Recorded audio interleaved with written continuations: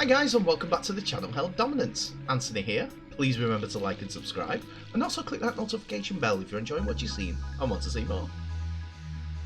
Coming up, it's Super League's time for playoffs as a first game between Wigan versus Leeds Rhinos at the DW Stadium. And then who first will get to the NRL's grand final in 1 week's time.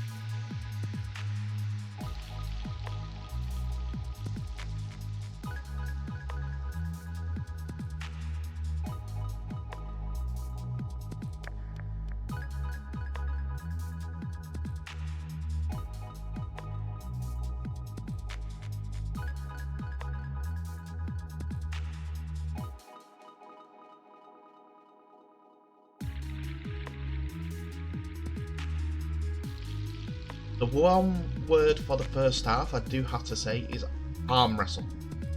Both sides just wanted to lock horns and see who can get into the position. But on offense, they were both as bad as each other in the first half.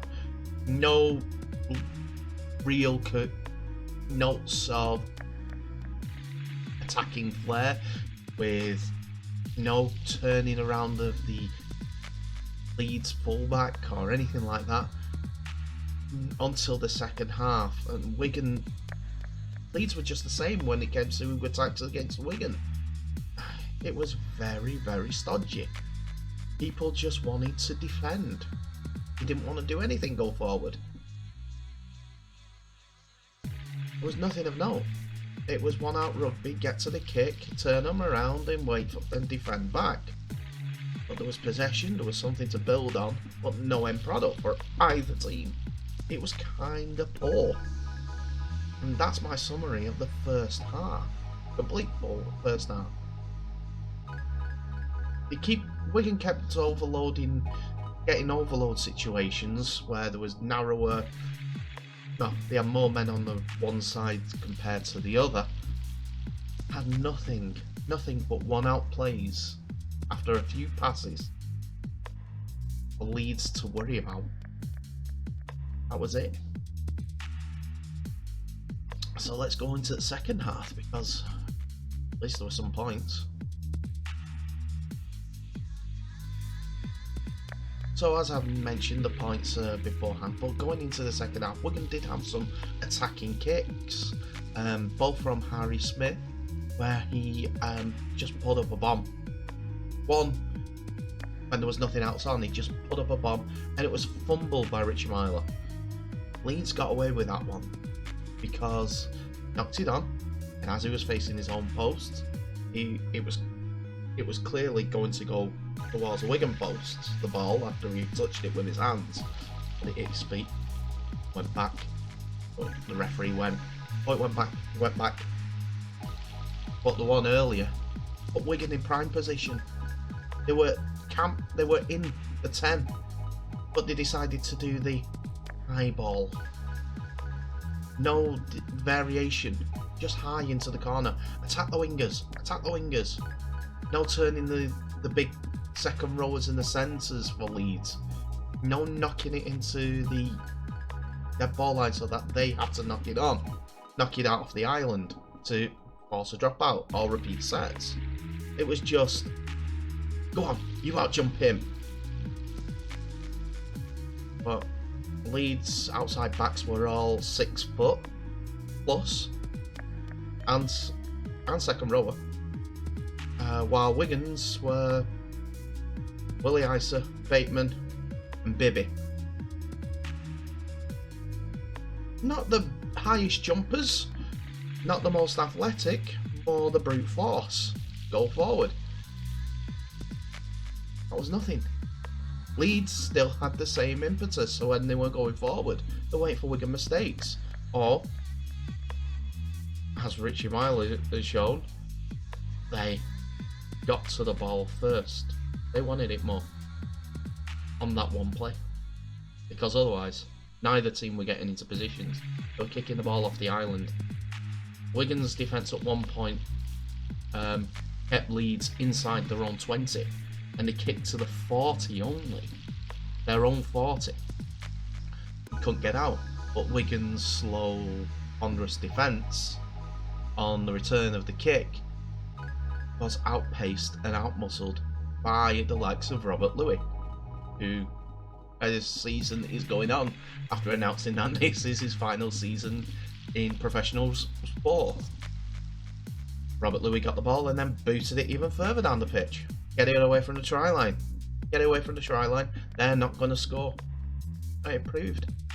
For the second time in 4 weeks, Leeds nilled Wigan. So let's get out into the the post-mortem of this match. So it definitely is a post-mortem when it comes to the Wigan side, as a lot of their players are going, their coach is going, so it's going to be a big rebuild that needs to go on. Out the door goes Tony Clubb, Jackson Hastings, Oliver Gildart, just to name 3. I'm sure there's more that will come to my mind a little bit further on, but I think that's because they'll be off contract.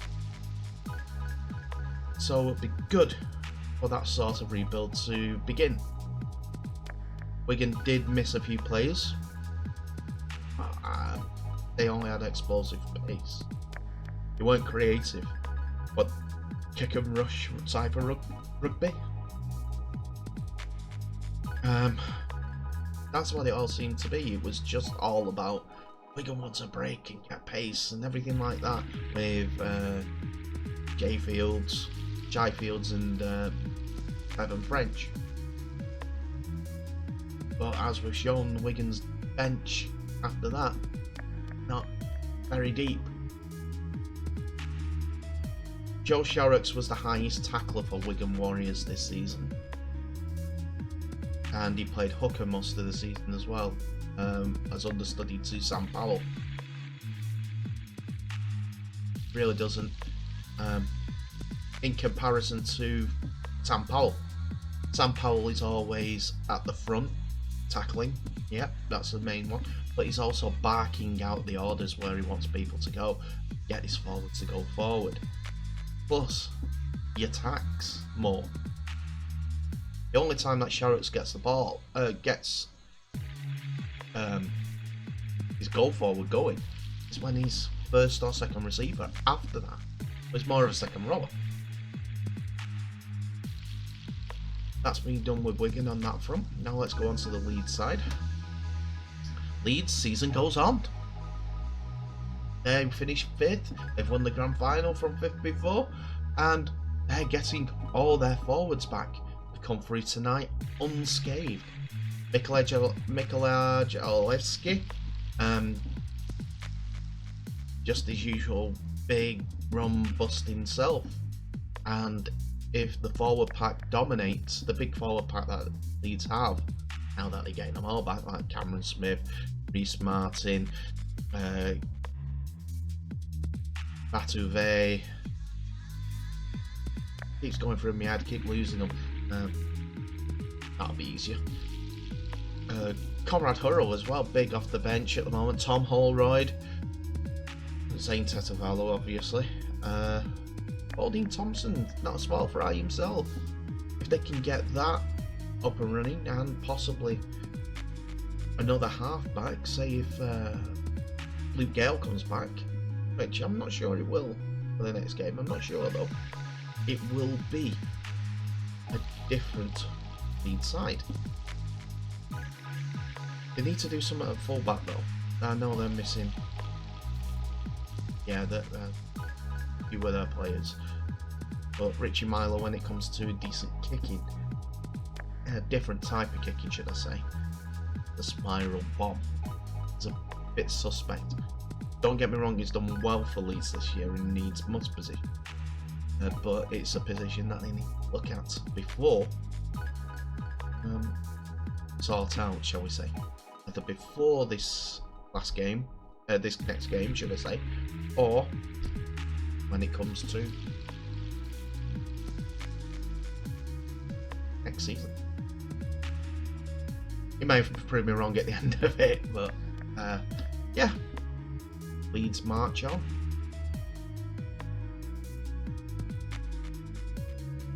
Now we go on to the next game in the sequence of games played.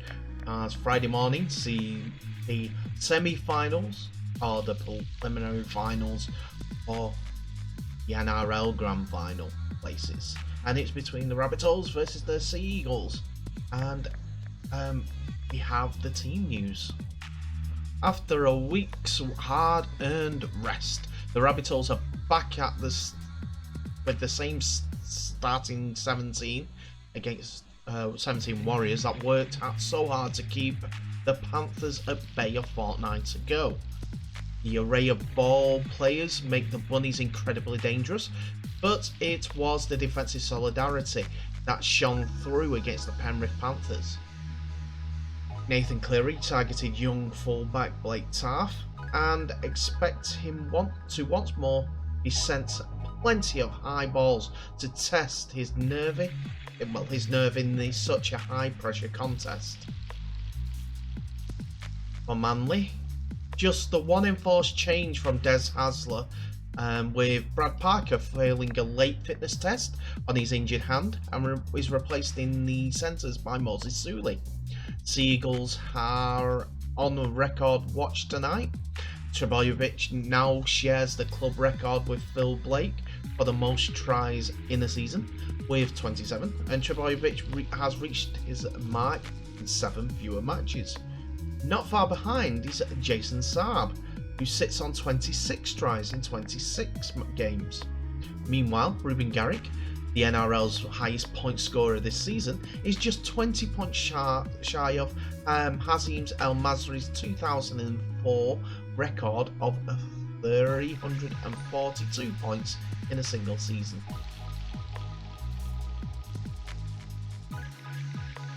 So we're going to the first half, and the first 15 minutes had 10 sets for South and 3 sets by Manly. There was mistakes as strewn by Manly, and Souths didn't really have any impetus yet. But it was noticeable that on the last tackles, Cody Walker and Blake Taaffe were both taking the last kicks. It wasn't Adam Reynolds, as he seemed to have a groin injury or an abductor injury before during the week, so they were resting him so that he only needed to kick when he needed to or when he felt okay. And after that, and because of this, all this confusion and everything like that, Manly were not on their game. And after the 15th minutes, a pinball Gagai kick hit Saab, then Daly Cherry Evans, and when making it on the last tackle.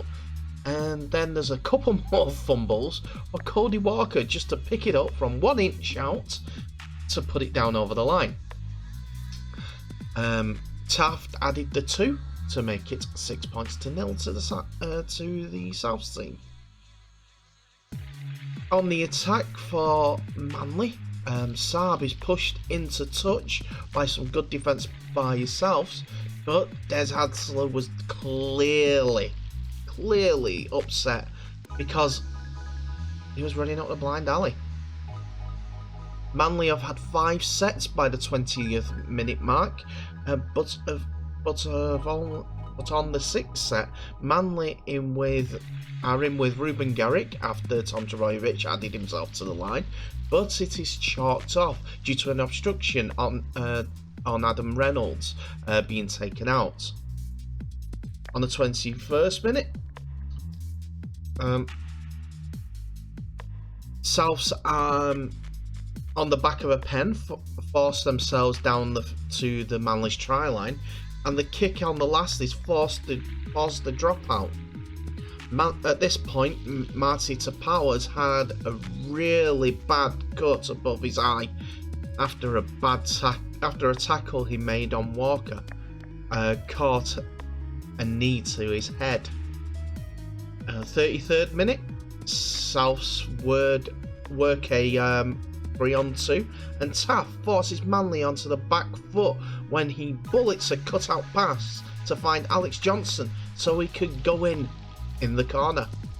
Taff adds another conversion from touch, and it's 12-0 to the South Sydney Rabbitohs. We're coming up to the 26th minute, and 15 sets to 6 for Souths in terms of possession is the key. And a couple of minutes after, South spilled the ball, Manly attack working the ball left, and on the 5th tackle, go right, and Tom Trbojevic again injects himself into the line and goes over the line, but you can tell by his face that he's dropped it, which the video referee confirms that he did drop it after the referee initially gave the try on field.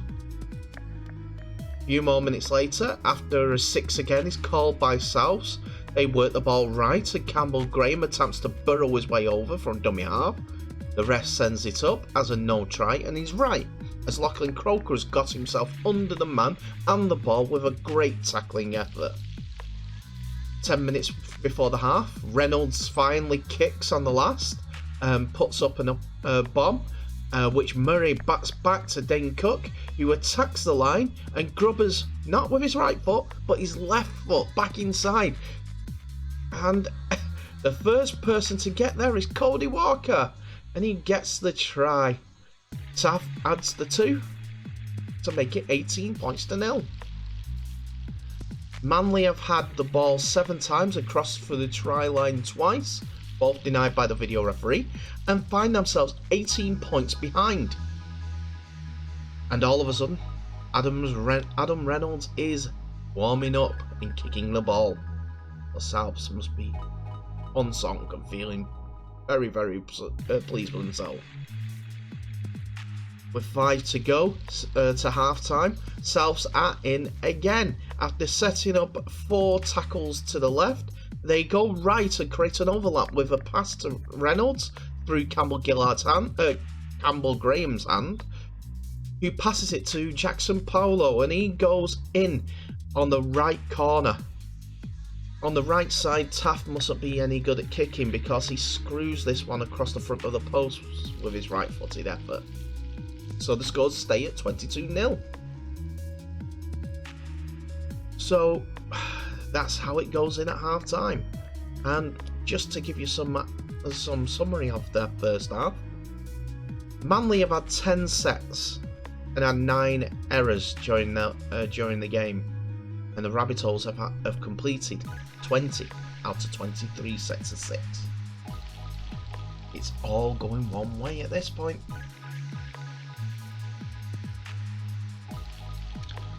And wonders never cease as we go into the second half, as the first team to score with only 4 minutes into the second half is Manly. Garrick scores his first try of the game. All started with Trbojevic using his know-how with a 1-footing touch while catching a bomb to the sideline, and another over-the-top pass by Foreign, which is followed up by a no-look pass by Schuster, finds Garrick on the left edge, who goes over in the corner. Garrick adds the 2 to bring the score to 22 points to 6. Manly are now hammering into the tackle, getting field position, but a loose carry is picked up by Gagai in the Manly half.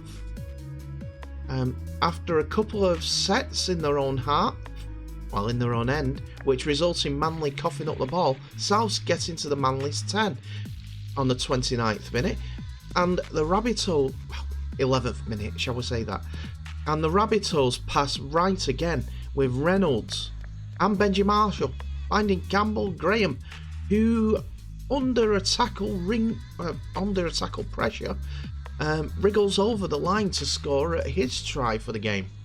Taft adds the 2 points from this side first of all, for the first time. It's 28 points to 6 now.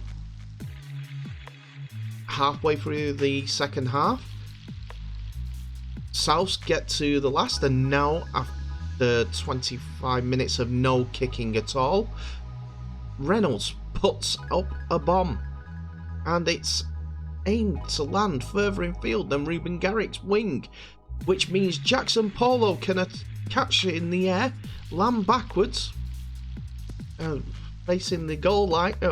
He's backwards to the goal line, and he runs backwards into the in-goal area to score his second try of the game.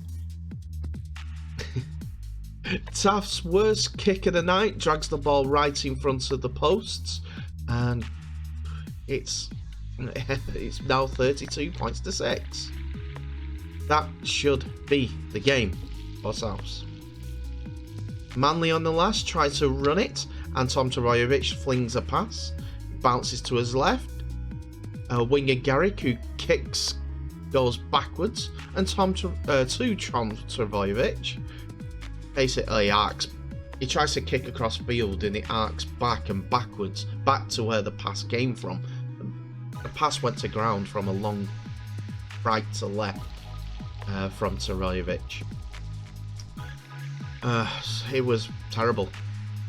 And he loses the ball in the tackle, Tarajovic, compounded with a high shot on Manly on the South's first drive after losing the ball. It really hasn't been their day, Manly, and I picked them to be the overall winners of this tournament, but they've had 2 bad games, which means they're out, and it does get a little better though. First of all, Josh Iola puts a dangerous challenge on his opposite number Nichols for Souths. Manly forward on the Souths forward, causes a melee, which he ends up in the bin for 10 minutes.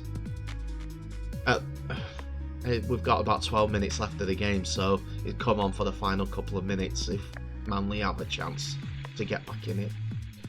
But in a minute or so later, Reynolds goes off the pitch as a captain's challenge is overruled for a knock-on by Manly, saying Souths knocked on first, but it turns out to be a penalty, which means the decision is reversed and a penalty is given for Souths, even though it was a Penrith's challenge. But Penrith keep their challenge just in case in the further in the half. We're coming closer to the end of the game, and the stats start coming out. First one that came out was Cameron Murray, 29 tackles and no missed tackles. Also 19 carries for the day and the most meters gained in a game. The closest person to get any yardage was Ruben Garrick, the scorer of Manly's tries. Everyone else is nowhere near him. On the 6th minute to go, Moses Suley breaks down the left edge of the pitch, breaking the South's D for the first time on that edge, and he has 2 in support, Tarajovic and Garrick. Tarajovic is chose because he's inside from where he's running, and he runs in for his try. Garrick misses these extras, and now it's 32 points to 10. Souths have now completed 15 more sets of 6 during the game compared to Manly during this at this stage of the game with 5 minutes to go or so. Suley, though, with a few minutes left to the end of the game, breaks a again down the left edge. Same side, same support, but this time he passes to Garrick, who finds his way up the edge to score. A little bit easier, try to make this conversion a little bit easier this time, which he's successful in converting. There is a good point in this that they exposed Campbell Graham during this left edge attack, and I don't think Wayne Bennett's going to be happy with that. Big forward running at Campbell Graham, and he's broke him twice. Sully's broke him twice. So, and also another note that I've put on here, look at what Manly could have done with some possession. Because they've been over 5 times, would have been on 30 points themselves. It's one of those things, eh? But in the last minute, Souths have the last say. They have the ball on the Manly's 20-yard line and they go left, and a great tip on by Taft finds Johnston, who scores in the corner with a spectacular diving effort. Taft again misses the chance to add the 2 to further the scoreline, but we have ended the game at 36 points to 16. And Souths go on to face either Melbourne or Penrith in the grand final.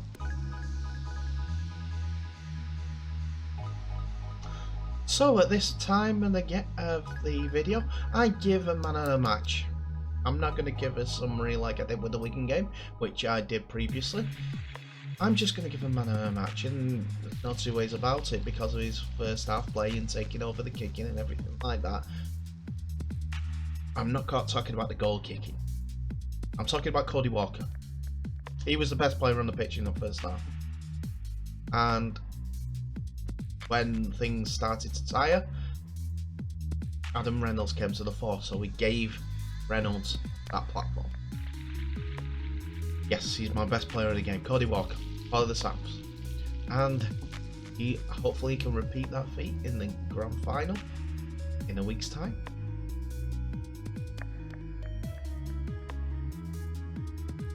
So that's it for another video, ladies and gentlemen. Thank you so much for watching. Please remember, like, subscribe and share this video worldwide. What are your thoughts on the two games? Do you think the two teams deserve to be through?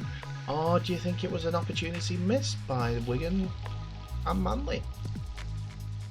I know what I think, and you know what I think because of my video my comments during this video even.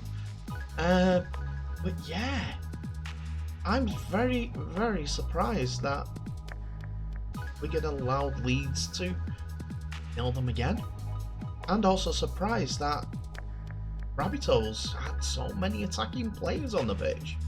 They were usually defensive. Hey, well done to them for getting there. They've got both of their grand finals, one next week, one in 2 weeks' time. NRL being the first one up.